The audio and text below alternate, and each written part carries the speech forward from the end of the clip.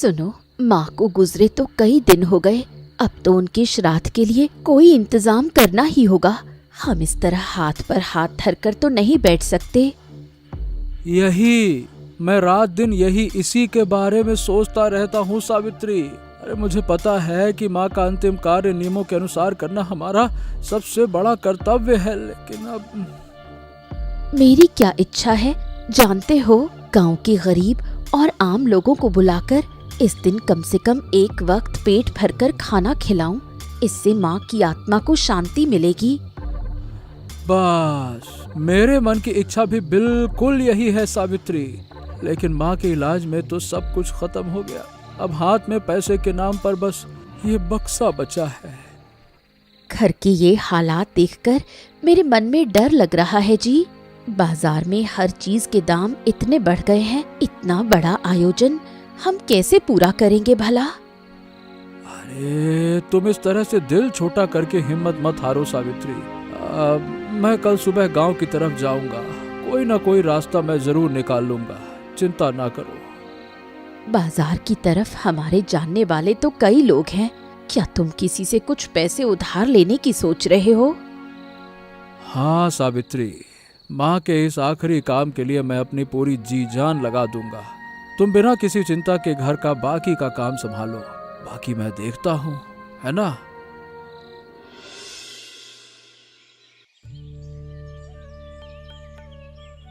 कन्हई बाबू, नमस्कार नमस्कार।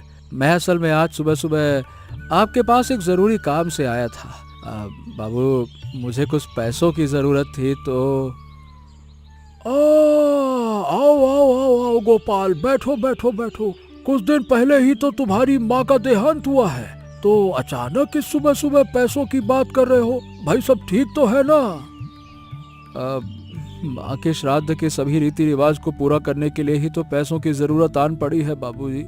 अगर आप मुझे कुछ पैसे उधार दे देते तो बड़ी बड़ी मदद हो जाती। अरे गोपाल, अब देखो बेटा, तुम्हारी माँ के इस अंतिम कार्य की बात सुनकर मुझे तो बड़ा दुख हो रहा है, लेकिन क्या कर सकता हूँ मैं तुम्हें। इस समय पैसे नहीं दे पाऊंगा, बुरा मत मानना भाई। लेकिन मैं देखिए आपके सामने हाथ जोड़कर विनती करता हूँ कन्हई बाबू। आपके सिवा इस गांव में मेरा साथ देने वाला कोई नहीं है। आप मेरी बात समझिए। अरे तुम मेरी बात का गलत मतलब मत निकालना गोपाल, लेकिन भाई इस वक्त मेरे पास कोई अतिरिक्त पैसा बचा ही नहीं है, तो मैं अगर आप थोड़ी सी भी दया नहीं करेंगे तो माँ का ये अंतिम काम बिल्कुल रुक जाएगा बाबूजी। मैं कुछ ही महीनों में सारे पैसे चुका दूंगा, कसम से कहता हूँ, सब कुछ चुका दूंगा मैं। क्या बताओ, मेरी बात समझो। मेरा एक व्यवहारिक उलझन चल रहा है गोपाल। भाई पैसा होता तो मैं जरूर दे देता। एक काम करो, तुम कहीं और थोड़ा पता करके देखो, कुछ जुगाड़ हो जाए तो।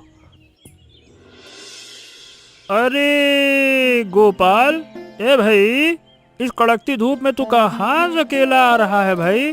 तेरा चेहरा इतना उतरा हुआ है और गंभीर दिख रहा है, क्या बात है भाई? क्या बताऊं रतन, कुछ दिन पहले ही मेरी माँ का निधन हो गया। ये तो तू जानता ही है। माँ के नाम पर गांव के लोगों को एक वक्त का भोजन कराने के लिए पैसे का इंतजाम ही नहीं हो पा रहा है रे। समझ नहीं आता क्या करूँ क्या ना करूँ, कहाँ से लाऊं, क्या करूँ। ओ, माँ का अंतिम कार्य, यार ये तो बहुत बड़ी जिम्मेदारी है गोपाल भाई। लेकिन ये बताओ, इस मंदी के दौर में तू अकेला कहाँ से इतने पैसे लाएगा कि पूरे गांव को भोज करा सके? मैं तो सुबह सुबह कन्हई बाबू के घर गया था और उनसे कुछ पैसे उधार देने की मिन्नतें की रतन, लेकिन उन्होंने भी कह दिया कि उनके पास कोई अतिरिक्त पैसा नहीं है। बताओ भला, उनके पास नहीं तो किसके पास होगा? समझ रहा हूँ। क्या है गोपाल, इस कठिन तंगी के दिनों में ना कोई तुझे ऐसे ही पैसे उधार नहीं देगा रे। तू एक काम कर, सबसे पहले फटाफट अपने लिए कोई अच्छा काम ढूंढने की कोशिश कर।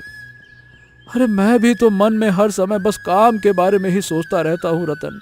अगर काम नहीं मिला तो मैं माँ का आयोजन कैसे पूरा करूँगा? मेरी तो समझ में नहीं आ रहा है।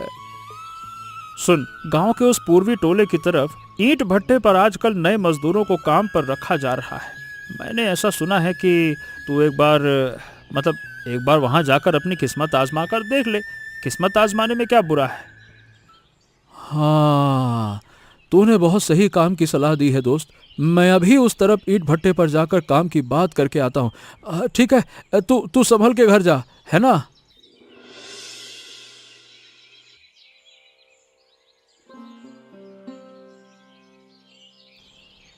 चंदू भैया नमस्कार। मैं असल में काम की तलाश में आपके पास आया हूँ। भट्टे पर सुना है कि आप नए लोगों को रखते हैं। मुझे भी काम पे रख लीजिए ना भैया, बहुत ही जरूरत है काम की। गोपाल तुम, हाँ बैठो बैठो बैठो। तो अचानक तुम ईंट भट्टे पर काम करने की बात क्यों कर रहे हो भाई? अरे तुम तो शहर में एक अच्छी नौकरी करते थे ना। तुम तो नौकर थे, कहाँ यहाँ?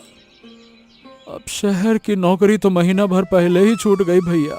माँ के गुजरने के बाद से तो मैं बिल्कुल बेकार बैठा हूँ। अब घर में बहुत ही तंगी है, मतलब हालत बहुत खराब है। ओह अच्छा, ये बात है। पर भट्टे पर तो बहुत मेहनत का काम है गोपाल।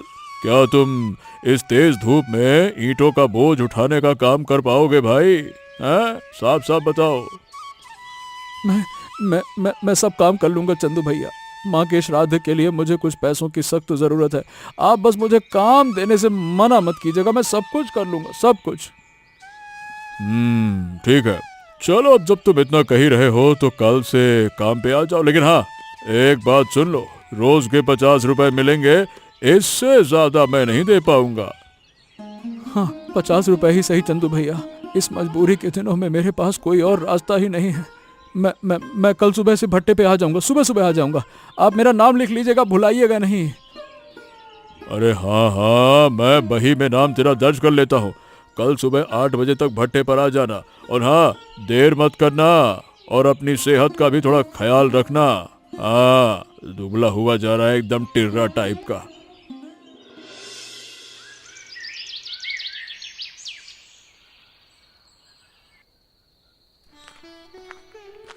हाँ, सावित्री सावित्री, एक खुशखबरी है। मैं आज पूर्वी टोले वाले चंदू भैया के ईंट भट्टे पर गया था। कल सुबह से मेरे एक काम का इंतजाम हो गया है। सच कह रहे हो? जब से शहर वाली अच्छी नौकरी छूटी थी तब से तुम बहुत परेशान थे। तो भट्टे पर रोज के कितने पैसे देने को कहा है उन्होंने? अरे चंदू भैया ने कहा है कि रोज के 50 रुपए मिलेंगे। इस मंदी के समय में बिल्कुल बेकार बैठने से तो माने कि रोज 50 रुपए मिलना भी बहुत बड़ी बात है सावित्री, कम थोड़ी है। लेकिन दिन भर उस कड़कती धूप में ईंटों का बोझ ढोने से तुम्हारा शरीर झेल पाएगा क्या? और इस मामूली 50 रुपए से हमारा क्या होगा, बताओ भला। अरे तुम उन सब बातों की चिंता ना करो सावित्री। इस वक्त मैं तुम्हें इस गांव में अकेला छोड़कर फिर से नए काम की तलाश में शहर तो नहीं जा सकता। वो तो खैर तुमने ठीक ही कहा है। इस संकट की घड़ी में तुम साथ हो, यही मेरा सबसे बड़ा हौसला है। लेकिन माँ के श्राद्ध का खर्च इस पैसे से कैसे निकलेगा? ना, बिल्कुल नहीं। इस काम के साथ साथ मैं आसपास के बाजारों में कोई दूसरा छोटा मोटा काम भी ढूंढ लूंगा सावित्री। अरे तुम देखना, हमारे यही मामूली 50 रुपए एक दिन बहुत सारे बन जाएंगे। जब तुम्हारे मन में इतना बड़ा विश्वास है तो मुझे भी कोई आपत्ति नहीं है। तुम हाथ मुंह धो लो, जल्दी से रात का खाना खा लो। भैया जी, आज तो भट्टे पर मुझे काम करते हुए कई दिन हो गए। माँ के श्राद्ध का दिन अब बिल्कुल पास आ गया है भैया, इसीलिए आपके पास आया था। हाँ गोपाल, तुम्हारा काम तो मैं रोज ही देख रहा हूँ, काफी लगन से काम कर रहे हो भाई। तो अचानक आज गद्दी के सामने आकर इस तरह क्यों खड़े हो? कुछ कहना है क्या? चंदू भैया, माँ के काम के लिए बाजार में थोड़ा कर्ज हो गया है। अगर आप मुझे इस हफ्ते के पारिश्रमिक में से कुछ पैसे एडवांस के तौर पे दे देते तो बड़ी कृपा हो जाती। मैं चुका दूंगा, सब चुका दूंगा, काटते रहिएगा आप। क्या बात कर रहे हो गोपाल? हैं? अरे भाई, हमारे इस ईंट भट्टे पर एडवांस पैसे देने का कोई नियम नहीं है भाई। खाता मिलाने के बाद हफ्ते के आखिरी में ही सबको एक साथ पैसे मिलते हैं, बात खत्म। मैं जानता हूँ, ये नियम तो मैं भी जानता हूँ, पर मैं आपके सामने हाथ जोड़ता हूँ चंदू भैया। माँ का ये अंतिम कार्य अगर रुक गया तो गांव के लोगों के सामने मैं अपना मुंह दिखाने लायक नहीं रहूंगा। आप समझिए, माँ की अंतिम इच्छा है, माँ का श्राद्ध है, नहीं करूंगा तो मन में मलाल बैठ जाएगा, मैं घर से बाहर नहीं निकल पाऊंगा। मेरी मजबूरी को समझिए ना। मेरी बात तो सुनो भाई, निकल पड़ते हो, बोलते हो पटर पटर। सुनो, देखो भाई, मैं तुम्हारी इस मजबूरी को मन से बहुत अच्छी तरह समझ रहा हूँ गोपाल भाई, लेकिन नियम के बाहर जाकर मैं खाता नहीं बिगाड़ सकता, ये भी तुम समझो। पर आपके अलावा मेरा ये दुख सुनने वाला कोई नहीं है भैया, मेरी बात समझिए। अब सिर्फ 2 दिन बाद ही माँ का कार्य है, कोई ना कोई उपाय निकालिए ना। ओहो, तुम बेकार में मेरे पास रहकर ये समय बर्बाद कर रहे हो खड़े होकर। अरे भाई, मैं भट्टे पर कोई नया नियम शुरू नहीं कर सकता, तुम कहीं और कोशिश करके देखो। हाँ, गजब बात करते हो भाई, नियम तोड़ने चले आए। रतन, अब तू ही बता, इस विपत्ति के समय मेरा और कौन सा ठिकाना है भाई। माँ के श्राद्ध में अब सिर्फ 2 दिन बचे हैं, लेकिन हाथ में एक नया पैसा भी नहीं है। क्या हुआ गोपाल, तू इस तरह पागलों की तरह बातें क्यों कर रहा है? अरे भाई, चंदू भैया ने तुझे ईंट भट्टे पर काम दिया था, वहां से तुझे कोई पैसा वैसा नहीं मिला क्या? चंदू भैया ने तो साफ साफ मना कर दिया कि नियम के खिलाफ वो कोई एडवांस पैसा नहीं देंगे रे रतन। अगर तू मुझे कुछ पैसे उधार दे देता तो बहुत बड़ा उपकार होता। अरे यार, तू अच्छी तरह से जानता है गोपाल, मैं खुद इस समय बहुत तंगी में दिन काट रहा हूँ। घर में राशन खरीदने का पैसा जुटाने में ही मेरी हालत खराब हो रही है रे। अब मैं और किसके पास जाऊं बता रतन। गांव के बड़े बड़े अमीर लोगों ने तो मेरे जैसे अकेले गरीब के मुंह पर एक पल में अपने दरवाजे बंद कर लिए। अब मैं कहाँ जाऊं, तू बता कहाँ जाऊं। अरे भाई सुन, तो इस तरह से अपना मन छोटा मत कर दोस्त। ये देख, मेरे पास बची हुई कुछ मामूली रकम थी, तू माँ के काम के लिए अभी इसे रख ले। रतन, तूने अपने घर की तंगी को संभालते हुए भी मेरे लिए इतने सारे पैसे निकाल दिए। तेरे इस सच्चे उपकार को मैं जिंदगी में कभी नहीं भूल पाऊंगा भाई, कसम से कहता हूँ, कभी नहीं भूल पाऊंगा। अरे पगले, तू धन्यवाद देकर पराया कर रहा है क्या? हाँ, अरे इससे ज्यादा पैसे तो मैं दे नहीं पाया, तू बाकी का इंतजाम किसी तरह से थोड़ा कष्ट करके संभाल ले।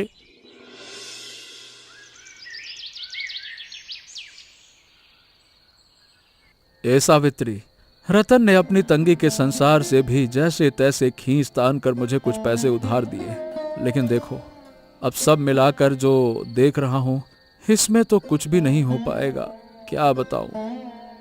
हाँ जी, रतन के दिए उन थोड़े से पैसों और तुम्हारी भट्टे की मजदूरी को मिलाकर इस महंगाई में अच्छे से एक दिन भी चलना मुश्किल है। मुझे आगे बस अंधेरा ही अंधेरा दिखाई दे रहा है सावित्री। गांव के लोगों को तो मैंने खुद जाकर न्योता दिया है, अब उन्हें मामूली खिचड़ी खिलाने के लिए भी पैसे ना बचे। तुम अपने दिल को इस तरह कमजोर मत करो जी। ये लो, मेरे ये 2 सोने के गहने तुम कल सुबह सुबह बाजार जाकर किसी अच्छी दुकान पर बेच दो। अरे ये क्या कह रही हो सावित्री, ये तो तुम्हारी स्वर्गीय माँ की आखिरी निशानी है रे। मैं इतनी घोर तंगी के लिए भी तुम्हारे शरीर का आखिरी संबल कभी हाथ से जाने नहीं दे सकता, समझो। माँ की निशानी से बढ़कर उनकी आत्मा की शांति और हमारा ये सम्मान है जी। तुम इस गहने को लेकर ज्यादा सोचो मत, इसे अपने पास रखो। हाँ, मैं आज खुद को बहुत अकेला और बहुत बेबस महसूस कर रहा हूँ सावित्री। माँ का श्राद्ध करने के लिए आखिरकार मुझे तुम्हारे ये आखिरी गहने भी लेने पड़ रहे हैं। तुम अपनी आंखों से ये दुख के आंसू पोंछ डालो जी। हम दोनों मिलकर इस कठिन समय को पार कर लेंगे। तुम कल सुबह बाजार जाओ।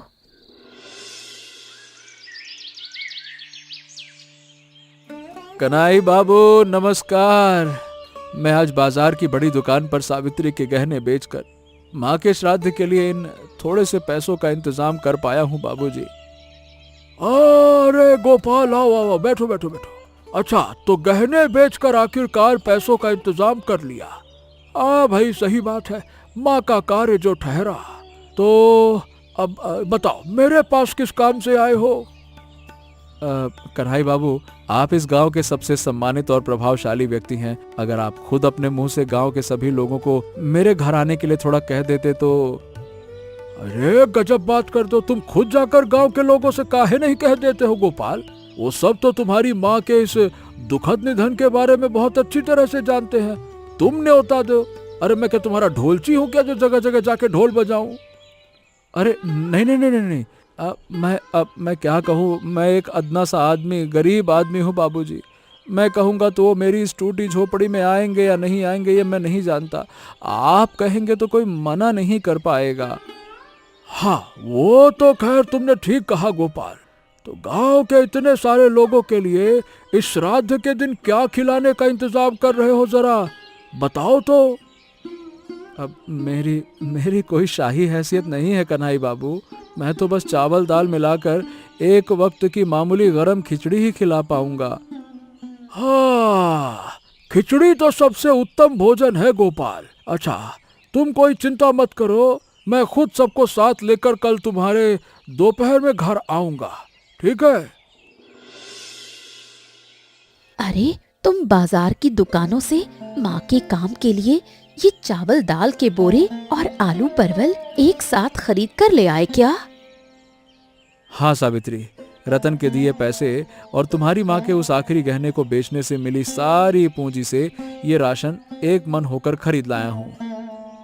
तुम्हारे चेहरे की ये मुस्कान देखकर आज मेरे मन की सारी चिंता और डर एक पल में दूर हो गए जी। बहुत अच्छा लग रहा है। अरे ये सब तुम्हारे उस बड़े त्याग की वजह से हो पाया है सावित्री। अरे तुम अपने शरीर के गहने ना देती तो मैं आज पूरा खाली हाथ होता। तुम बेकार मेरी तारीफ करके मुझे पराया मत करो जी। हमारे घर में कल के इस काम के लिए बहुत सारी तैयारियां बाकी है रे। वो तो खैर बिल्कुल ठीक कहा तुमने सावित्री। कन्हई बाबू ने खुद खड़े होकर गांव के सभी आम लोगों को कल दोपहर हमारी इस टूटी फूटी झोपड़ी में लाने का वादा किया है। तब तो हमें आज रात से ही बहुत ध्यान से सारा सामान जुटाना होगा जी। चलो ये सारी सब्जियां कमरे के अंदर संभाल कर रख देते हैं।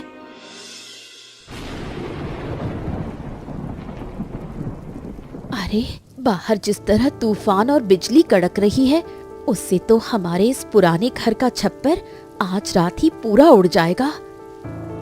हाँ सावित्री, तुम अपने मन में बिल्कुल बेकार का डर मत लाओ रे। अरे मैं तुम्हारे पास सहाय की तरह हूँ ना, तुम्हारे ऊपर एक खरोच भी नहीं आने दूंगा। हाँ, मुझे अपने लिए कोई डर नहीं है जी, लेकिन उस कोने में रखे कल के श्राद्ध के सारे चावल दाल के बोरे भीगकर खराब हो जाएंगे। हम दोनों मिलकर अपनी पूरी कोशिश करेंगे और उन सभी अनाजों और राशन को कपड़ों से ढककर सुरक्षित घर की सूखी जगह पर बचा लेंगे रे। इतनी चिंता ना कर। इस तेज आंधी के थपेड़ों से मिट्टी की दीवारें जैसे कांप रही हैं जी। कल सुबह गांव के इतने सारे लोगों को हम इस टूटे घर में कहाँ बिठाएंगे बताओ भला। ऊपर वाले पे भरोसा रख सावित्री। इस तूफान की रात को किसी तरह से काट लें तो कल सुबह सुबह सारा इंतजाम मैं अपने हाथों से ठीक कर दूंगा। हाँ, अरे आराम से आराम से आराम से। हाँ।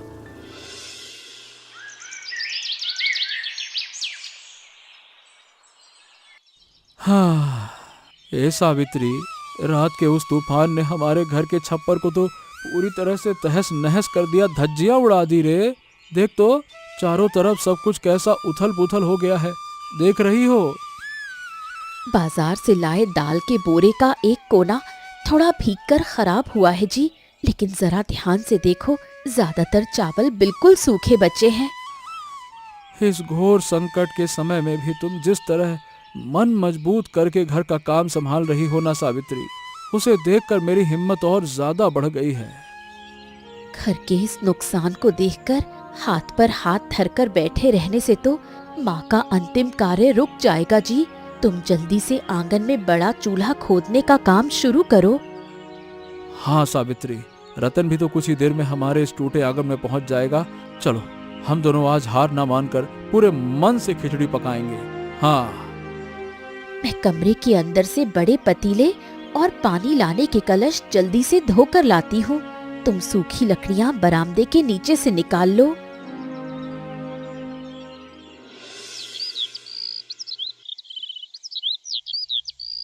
अरे गोपाल, अरे भाई ये क्या हालत हो गई है तुम्हारे घर की?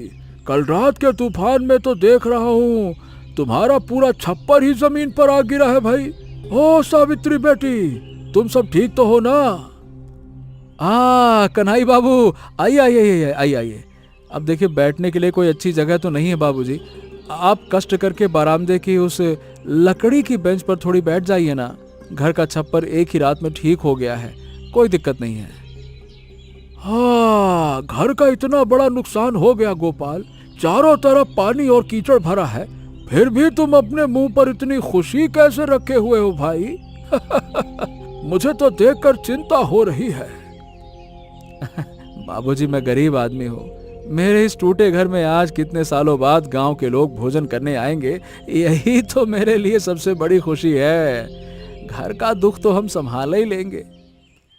हाँ, माँ के श्राद्ध के लिए तुम्हारी ये भक्ति और मन का हौसला देखकर मुझे बड़ा अच्छा लग रहा है गोपाल। इस विपत्ति में भी तुम लोगों ने हार नहीं मानी। तुम सचमुच अलग इंसान हो, बहुत अच्छे। ये सब सावित्री के त्याग की बदौलत संभव हुआ है कन्हई बाबू।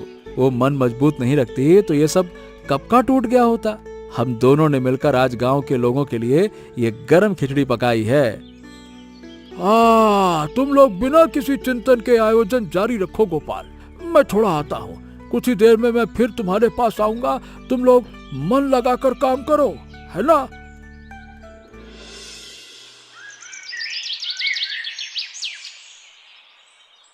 अरे रतन, ए रतन रतन, उधर कोने में जो काका लोग बैठे हैं ना, उनके पत्थर पर जल्दी से थोड़ा सा नमक और नींबू तो दिया भाई। जा जा जा, कोई भी बिना खाना पाए ना बैठा रहे, अच्छी तरह से देखना, ठीक है? अरे तू चिंता ना कर गोपाल, मैं सारे पत्तल देख रहा हूँ। भाभी, उधर के बड़े परात से थोड़ी और खिचड़ी बाल्टी में डालिए तो, पत्तल सब खाली हो रहे हैं, मैं जल्दी से डाल के आता हूँ। तुम जल्दी से उधर के बच्चों के पत्तल पर ये गरम खिचड़ी परोस दो। वो सब भूखे बैठे हैं, किसी को भी कम नहीं पड़ना चाहिए। हाँ, हमारे इस टूटे आंगन में आज गांव के इतने सारे लोग एक साथ बैठकर चाव से खा रहे हैं रतन। मेरे मन का सारा दुख एक पल में दूर हो गया। माँ का कार्य आखिरकार मैं पूरा कर पाया। हाँ। हाँ, तूने माँ के लिए पूरे दिल से ये आयोजन किया है गोपाल। घर की इतनी तंगी के बीच भी तूने जो सबको खिलाया है ना, गांव के लोग तेरे इस प्यार की बात सालों साल तक याद रखेंगे भाई। अजी, सब्जी का पतीला तो खाली होने को आया। रतन, तुम जल्दी से चूल्हे के पास से एक और देगचा दाल लाकर बाल्टी में उड़ेलो तो, लोग बैठे हुए हैं। मैं अभी उधर के बड़े चूल्हे से गरम दाल लेकर आता हूँ भाभी। आप लोग बस पत्तलों की थोड़ी सी अच्छी से देख रेख कीजिए, कोई भी पत्तल छोड़कर उठ ना पाए। मैं दौड़ के गया, उड़ के आता हूँ।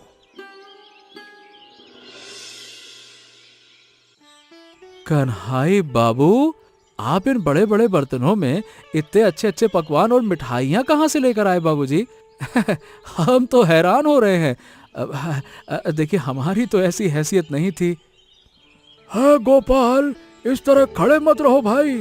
ये सब अच्छा खाना और मिठाइयाँ सिर्फ मेरे अकेले के पैसे से खरीदी हुई नहीं है भाई, इसके पीछे एक बड़ी कहानी है। कन्हई बाबू, फिर इतने बड़े आयोजन का इंतजाम इस दोपहर के बीच अकेले कैसे पूरा हुआ है? हम तो बाजार से सिर्फ खिचड़ी के चावल दाल ही लेकर आए थे। कल रात के तूफान में गोपाल के घर के नुकसान की बात सुनकर गांव के सभी लोग एकजुट हो गए रतन। ये सारा इंतजाम गांव के सभी लोगों के पैसे से हुआ है। हम कोई गोपाल को अकेला थोड़ी छोड़ सकते हैं। हाँ। कन्हई बाबू, आप लोगों ने हमारे जैसे गरीबों के लिए आज इतना बड़ा इंतजाम कर दिया। आपके इस उपकार का कर्ज हम कभी नहीं चुका पाएंगे। आप लोगों ने हमें बहुत बड़े संकट से बचा लिया जी। लक्ष्मी बेटी, तुम इस तरह कहकर हमें पराया मत करो। हम गांव के सभी लोग तो एक परिवार की तरह ही रहते हैं ना। अरे तुम्हारे इस मुसीबत के दिनों में थोड़ी सी मदद करके हम सब खुश हैं। हाँ। कन्हई बाबू, मैं तो आज धन्य हो गया बाबूजी। गांव के लोग जो मुझे अपने घर के बेटे की तरह प्यार करते हैं, मैं सही बताऊं, वो आज मैंने अपनी आंखों से देख लिया।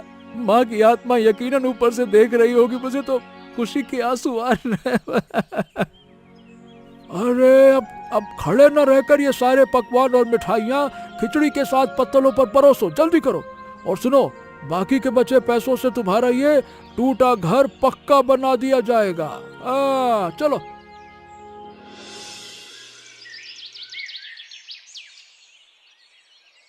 हाँ सावित्री, गांव के लोगों का प्यार देखा तुमने।